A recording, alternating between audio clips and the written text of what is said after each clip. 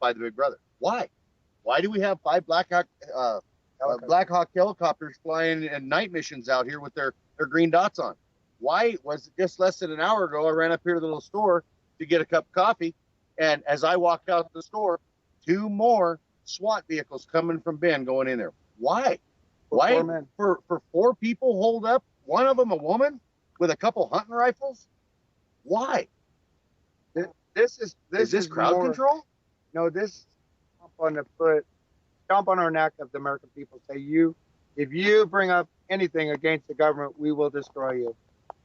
This is to show the American people we're a small county of people, 7,000. We're not in a big city. And they will come in and they will stomp on our throat. I get a question for you. Over at the courthouse, do you think if it didn't have blockades and fences all around it, that the people would actually storm it?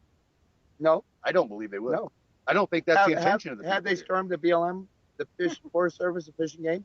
No. The most they've done is run a Gadsden flag. Yeah. So would it be fair to say they've fenced themselves in instead of fencing themselves out, or I would go out on a limb and say that the local police department, if willing, along with requested efforts from the OSP, could handle anything and any amount of people that come to this community, because the local people themselves would help them handle anybody that and it's been stated, don't come here if you want to come here and start a firefight. We don't want you here.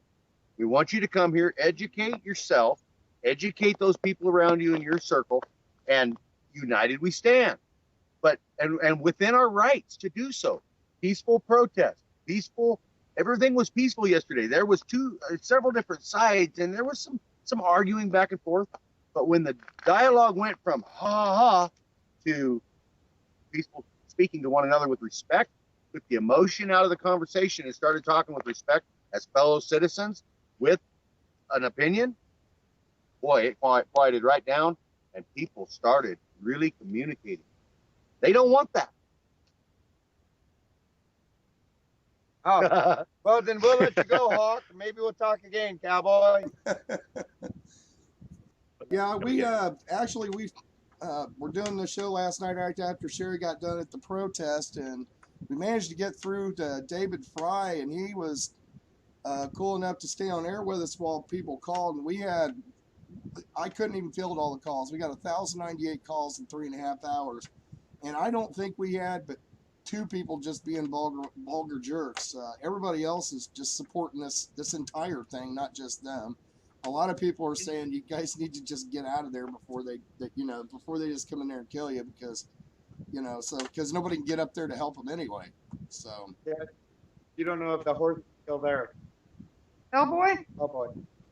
I take it that wasn't Hellboy at the rally yesterday. Oh. Okay. Do we know if Hellboy is still there? I have no idea. I beg upon you, government sharpshooters, let me go in and get that horse out right now before you kill that horse.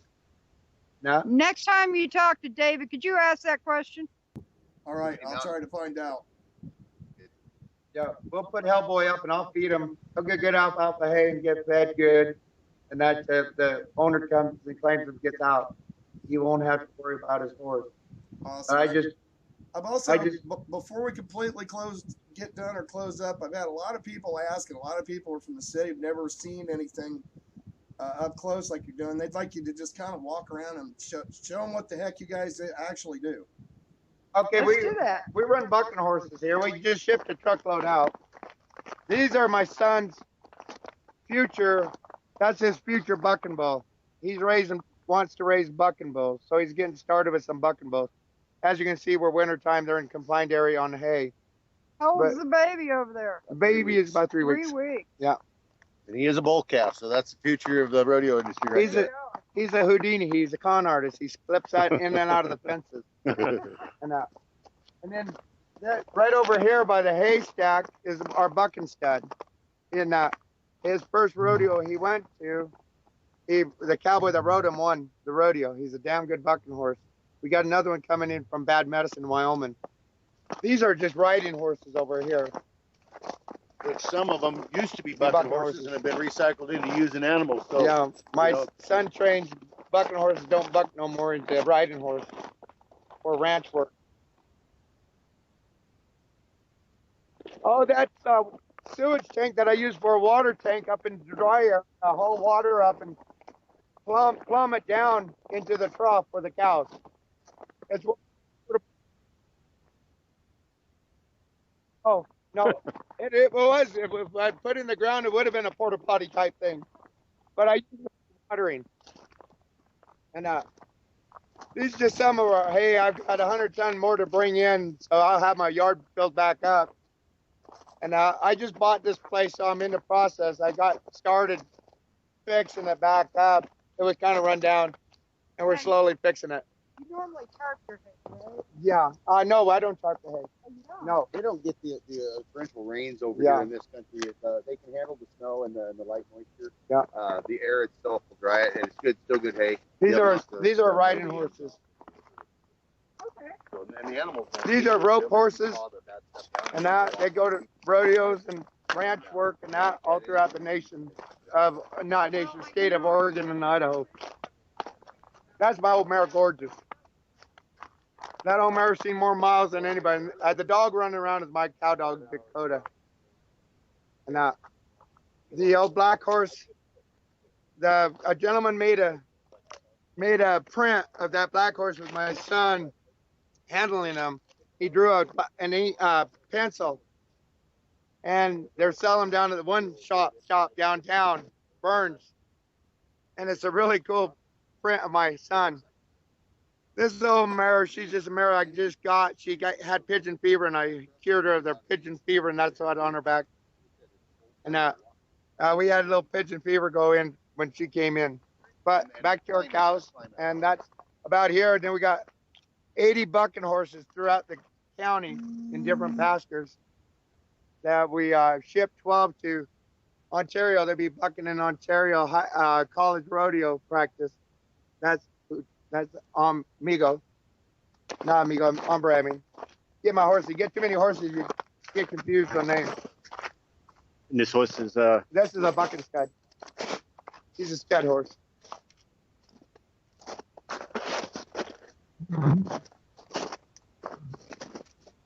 As you can see, all our horses are well fed. They're free choice hay.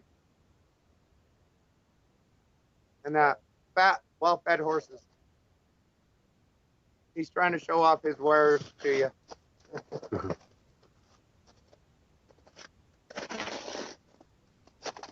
And that's about what we got. All right, that was awesome. I'm sure everybody enjoyed that. And then Coda. Here he is. This is my cow dog, Coda. He started working cows when he was 6 weeks old. He started going out with me, work cows.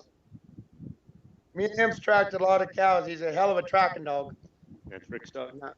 And then this here, and that Rich's dog here, a little blue heeler.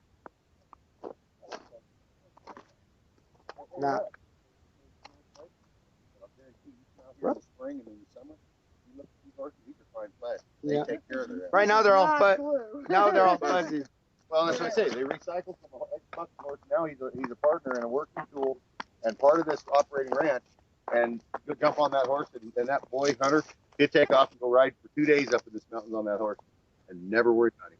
And Dad don't worry about him either because he knows the cowboy he produced it. Him and that horse come back. And Oh, Hunter's been working cows since he was 2 years old. Absolutely. My hog pen, I ain't finished up yet. I got to finish it up when the snow melts. I'm building for a butcher hogs. That. My mom and dad's in their 80s and that, and I provide them meat every year. That's help 'em out. awesome. I've raised a couple of hogs. It's an experience, I Yeah. gotta tell you. Yeah. But it's the best meat I ever had. Oh, yeah. too. Yeah. Nothing like a good ranch fed hog. I got milk cows that's not here and the hogs will get the milk. Mhm. And Got chickens? Because they love the milk too. no, I ain't got no chicken. Coyotes are hard on chickens in this country. Really? I'm Yes, gone yeah. quite a bit, so I don't have chickens and that. They're pretty well. You need to take care of them. Well, I don't know. I free range my chickens. Yeah. Even in the winter. Oh, we get coyotes right on our back scab. We got Oh, a do cougar. We had a cougar that was hanging right over here on the correct channel, the correct. This is wild country out here. And, you know, like I said, free range chickens out here probably aren't going to fare very long. I Coyotes are gonna have understand that. I was do riding up in understand the mountains one day, and that ride along on a green colt, and we were coming up. I was watching the top of this juniper tree. Something was going on up there, and pretty soon out came a little 5-foot female cat. She came out and she went off to the south, and then pretty soon out came an 8-9-foot Tommy. That Tommy came out, and he went out and he sat there and watched me as I rode by, and I was scared that horse was gonna go bucking on me, a green colt. We brought in a bunch of cows. I had one heifer that decided it was getting dark, and she decided to take off, and I couldn't see her like that. Next morning, I found her. That cat followed me in and killed her. Oh, man. Oh, They stopped hunting cats with dogs here, and the cats have become belligerent. We've had them in Horn County down at Burns, sitting up on top of that school. And there's a bluff above the school, a Slater, and he was sitting up there watching the kids play around. They're attracted to that noise and that kids running their game. oh, their prey that's pretty runs. scary. Yeah. So they got them out. 5 years ago, 6 years ago, something like a little community just west of here in Sisters. They killed 6 cats in one year inside of the city limits. But I have a belief, you know, you city people, you want your cats, and you want your wolves, and you want all these animals. But when they come into your cities, you tranquilize them and get them out. Why? You tell us to leave them alone. By God, you people leave them alone Let them live too. there. You people want them, you keep them. Let them prey upon your children. You expect them to come out here and that. We got to worry about them preying on our children. So you keep them. We don't want them. No, we want control of them. We don't want them to be up in the numbers like they are. We don't want them gone. No, We just want them in control. control. They have their part in the ecosystem as well. Yeah, we have a Not- pretty bad coyote problem here. You know, we have to thin at least once a year and keep them afraid from coming up too close to the houses. Otherwise, they'll come up and eat out of the cat food bowls if you don't stop them. People tell me that a coyote won't kill a calf. People, I have seen coyotes pull a calf out of a calving cow, kill that calf, then come back and eat the uterus out of that cow while she's still alive. And it's not pretty, but I've seen it happen. These are predators, and you people might have this utopian dream that the lion and the sheep's going to lay down together. Wait till you get to heaven and see it. Don't let it happen here because it's not going to happen. Not here. Maybe in there. Not here. Okay.